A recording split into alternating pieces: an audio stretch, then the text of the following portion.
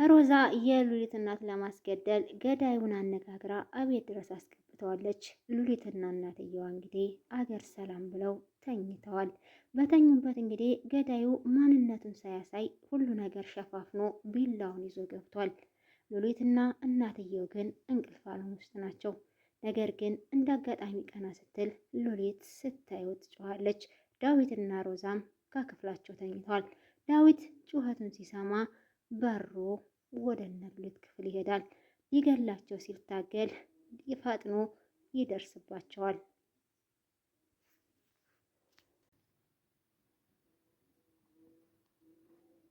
ሰላም ሰላም እያለው ውድ ቤተሰቦች እንዴት ናችሁ? ደህና ናችሁ? እኔ እግዚአብሔር ይመስገን በጣም ደህና ነኝ። ሁላችሁም እያላችሁበት የዓለም ዙሪያ ሰላማችሁ ብዙ ትረፍ ያለኝ ሙስሊም እህት ወንድሞቼም ሰላም እያለው በቅድሚያ እንግዲህ በመላው ዓለም የምትገኙ ክርስቲያን እህት ወንድሞቼ እንኳን ለቅበላ ለፋሲካ እንግዲህ ፋሲካ ጾም ሊገባው ሰዓታትን የቀረው እንኳን አደረሳችሁ። በሰላም ደግሞ ለብርሃነ ትንሣኤው ያድርሰን ያድርሳችሁ። እንግዲህ ሮመዳንም ደግሞ ሊገባ 2 ቀን የቀረው ሙስሊም ወንድሞችም እንግዲህ እናንተም በሰላም ሮመዳን ጀምራችሁ በሰላም እንድትጨርሱ ፈጣሪ ይርዳችሁ፣ ሁላችንም ይርዳን። ጾሙን ደግሞ የሰላም የፍቅር የአንድነት የመተሳሰብ ያድርግልን እያልኩኝ ዛሬም እንደተለመደው ባሏ ሙሽራ ይዞባት የመጣው ሚስት ወይም ትንሿ ሙሽራ ተከታታይ ድራማን ይዤላችሁ መጥቻለሁ። እስከ መጨረሻ ድረስ እንድትከታተሉ እየጋበዝኩኝ ቀጥታ ወደ ቪዲዮ እንሄዳለን። ባለፈው ክፍል እንግዲህ ድራማው ሲያቆም ሉሊትና እናትየው እንዲሁም ሁሉም ቤተሰቡ ተኝቷል። ሮዛ የቀጠረችው ቅጥረኛ እንግዲህ ገብቶ ሮዛንን ሉሊትንና እናትየዋን ሊገል ሲል ሉሊት ነቅታ ጮሃ ወንድሜ ያለች ስትጮህ ዳዊት ከመኝታው በሮ ሄዶ ሳይገደሉ አድኗቸዋል ማለት ነው። ያቆመው እዛ ላይ ነበር። እንግዲህ በተኙበት ቢላውን ሊወጋ ሲል ይነቁና ይጮሃሉ። እንደምንም ብለው ያው ሲጮሁ ዳዊት ዳጋጣሚ እንቅልፍ አልወሰደውም ነበርና ሄዱ ያድናቸዋል። ቢዘውም ማንነቱን ሊያውቅ አልቻለም። ከዛ እንግዲህ ያው ሊገል የገባው ሰውዬ ጥሎ ይሄዳል። ሉሊት ተከትላ ወንድሜ ብላ ትወጣለች። እናትየው ወይኔ ልጄ አበቤን ሊወስድብኝ ነበር፣ አበቤን ሊቀጥፍብኝ ነበር እያለች በጣም ደንግጠዋል ሁሉም ማለት ነው። ከዛ እንግዲህ ሮዛ ማንም አይጠረጥርም፣ ምናልባት እኮ ዛሬ እድል ቀንቶኝ ይሆናል፣ ምናልባት አሮጊቷን አሰናብቷት ይሆናል፣ ይሄ ደግሞ ለእኔ የምስራች ነው እያለች አልጋዋ ላይ ከተቀመጠች በኋላ አሁን እዚህ መቀመጥ ይሰራል፣ እስኪ ትሄድና ብላ እነ ሉሊት ክፍል ስትገባ እናትየው ብቻ ቁጭ ብላለች። ከዛ እንግዲህ ምንም አይረባ ነው፣ ምን አይነት ሰው ነው የቀጠርኩት ብላ በራሷ ትናደዳለች። ለረጅም ሰዓት ካሰበች በኋላ ምናልባት ይሄንን እድል እኮ አላገኙ ይሆናል፣ ምናልባትም አሁን ይችን ሴትዮ ጸጥ ባደርጋት ትኩረቶች ሁሉ የሚሆኑት ወደዛ ሰውዬ ነው። አያይ እንደዚህ ካደረግኩ ደግሞ ይሄንን እንደዚህ አይነት ነገር ውስጥ በፍጹም እጄን መክተት የለብኝም። ስለዚህ እሱ እንደጀመረ እሱ ይጨርሰዋል እያለች ስታወራ እባክሽ የኔ ልጅ እባክሽ ሉሊትን አበባዬን ጥሪልኝ፣ አበባዬን ሊቀጥፍብኝ ነበር። እራሷን ካረጋገች በኋላ እንግዲህ ወይዘሪት ሮዛ የሉሊት እናት እንዲህ ማዘር ምንድን ነው አበባዬን ሊገልብኝ ነበር፣ አበባዬን ሊቀጥፍብኝ ነበር ሲላት አሁንም እንግዲህ መለስ ብላ ድግሱ የተዘጋጀው ለእርሶ ነበር ትላለች ወይዘሪት ሮዛ ማለት ነው። ከዛ እንግዲህ ምን አልሽኝ የኔ ልጅ? አይ ምንም አላልኩም። ቆይ እንዴት ነው የተፈጠረው? ቆይ ምንድን ነው ብላ እንግዲህ እያስተዛዘነች ብትመስልም ነገር ግን ፊቷና ግንባሯ እንደተናደደ ያስታውቃል። የሉሊት እናት ልጄን ጥሪልኝ እባክሽ፣ ሉሊት በይልኝ እባክሽ፣ ወዴት እንደሄደች አላውቅም እያለች በድንጋጤ ስሜት ታወራታለች።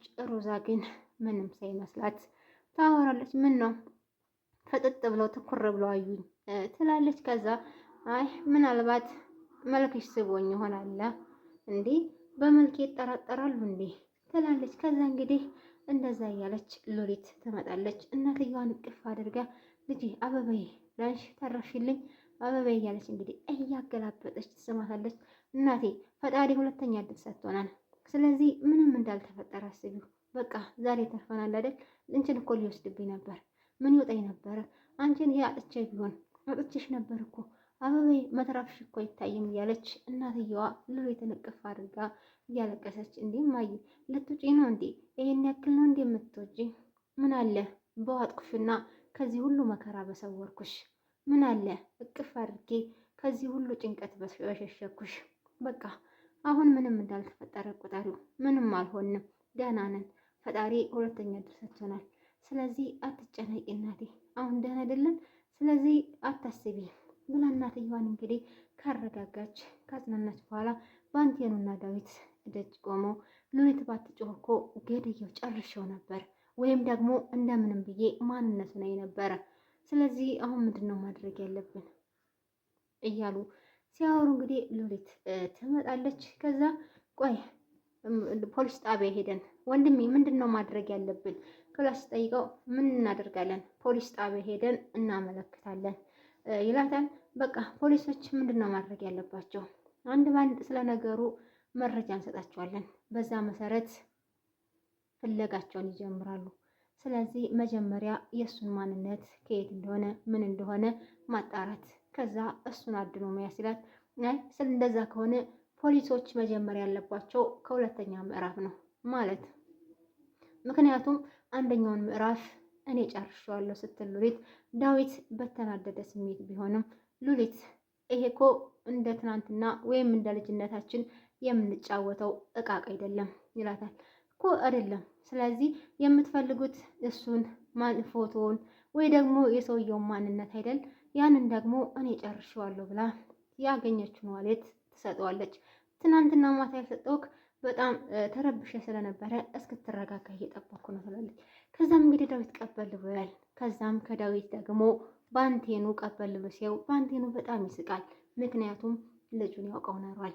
ከዛ እንግዲህ ስለዚህ ዳዊት ፖሊሶች ከሁለተኛ ምዕራፍ መጀመሪያ ይጠበቅባቸው፣ ሁለተኛውን ምዕራፍ እኛ እንጨርሰዋለን ሲለው ባንቴኑን አንተ ይሄንን እኮ ማድረግ አንችልም፣ ስለዚህ ፖሊስ ጣቢያ ሄደን ማመልከት አለብን ብሎ ዳዊት ይወስናል።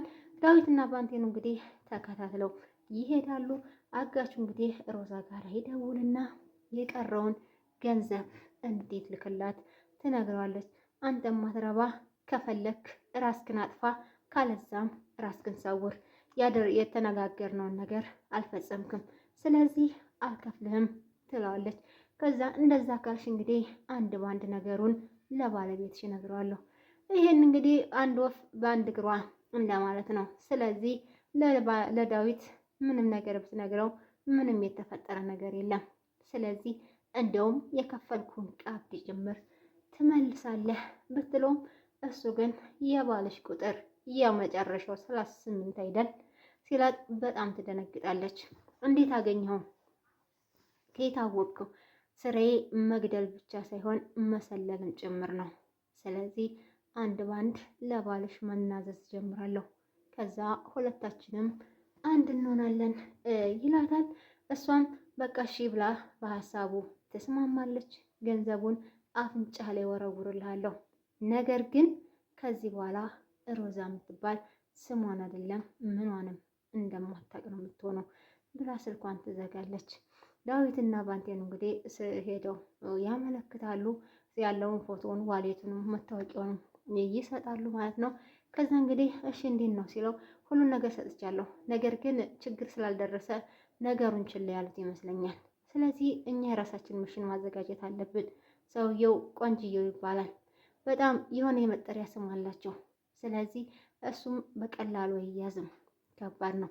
ታዲያ ይሄንኛው ወጥመድ የሚሳካልን ይመስላል? አይሳካልንም። ነገር ግን የወንጀልን ስራ በደንብ አውቃለሁ፣ ወንጀለኛን እንዴት ማሰስ እንዳለብን አውቃለሁ ብሎ እንግዲህ ባንቴኑ ለዳዊት ያስረዳዋል። ሉሊት እንግዲህ ከውጭ ስትገባ ወይዘሮ ሮዛ ነይ እስኪ ሉሊት ብላ አሁንም ተለሳልሳ ልትሸውዳት ብትሞክርም ሉሊት ኮስተር ብላ ብዙ ጊዜ አምኜሽ ነበር ሮዛ፣ ባለፈው ችግርሽን ስትነግሪኝ ከጎንሽ ለመቆም ሞክሬ ነበር፣ ነገር ግን አንቺ አልተቀየርሽም። ስለዚህ እኔ ማንነቴን ባለፈው ባደረግኩት ነገር አጥቻለሁ፣ ሉሊትነቴን፣ ብዙ ነገሬን። ስለዚህ አሁን ምንም ብትይ አላምንሽም፣ ምክንያቱም እኔም እንደ ወንድሜ ከጆሮዬ ይልቅ አይኔን ማመን ጀምሬያለሁ። እና እኔ ያንን ትቼዋለሁ። ምክንያቱም ከደረሰብሽና ከማንኛውም አንጻር እኔም የማደርገው ነገር ነው። ስለረሳሽው አመሰግናለሁ፣ ግን ለራስሽ ጥሩ ሁኚ። ጭንቅሌሽን ጥሩ ነገር ከመገብሽው ካፍሽም ጥሩ ነገር ይወጣል ብላ ሉሊት ትነግራታለች።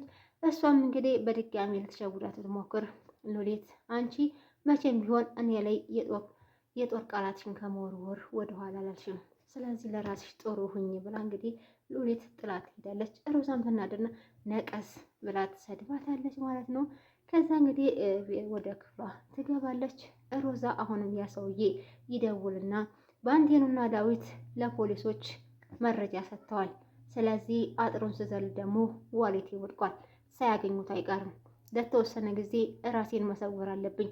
ስለዚህ ገንዘቡን በአስቸኳይ የማታስገቢ ከሆነ ሁለታችንም አብረን እስር ቤት እንበሰብሳለን። ስለዚህ ቶሎ ብለሽ ገንዘቡን አስገቢ። እናቴ ትሞት እኔ ገንዘብ የለኝም ትላለች። እኔ አይመለከተኝም ካልሽ ቶሎ አስገቢ፣ ራሴን ለጊዜው መሰወር አለብኝ ብሎ እንግዲህ አስጠንቅቆ ይነግራታል። እሷም እሺ በቃ እናቴ ጋር ካለ እሞክራለሁ፣ አይመለከተኝም ብሎ ስልኩን ይዘጋባታል። ከዛ ሮዛ ገንዘብ ፍለጋ ወደ እናቷ ስትደውል እናቷ እንግዲህ ምን ችግር እንደደረሰባት ምን አደጋ እንደደረሰባት አናውቅም፣ ሆስፒታል ነው ተብላ በድንጋጤ ድራማው ያልቃል። ቀጣዩን ክፍል በጉጉት እንጠብቃለን። እሱን ይዤላችሁ እስክመጣ ውድ ቤተሰቦቼ ላይክ፣ ሼር፣ ሰብስክራይብ ያደርጋችሁ አበረታቱኝ። ሀሳብ አስተያየት ካላችሁ ኮመንት ላይ ጻፉልኝ። በቀጣይ ቪዲዮ እስከምንገናኝ ሁላችሁም ቸር ቆዩኝ። ለሁላችሁም መልካም የክርስቲያን ወንድሞች ለሁላችሁም እንኳን አደረሳችሁ። በድጋሚ መልካም ጾም በያለው ጾሙን የሰላም የፍቅር ያንድነት ያድርግልን። ባይ ባይ።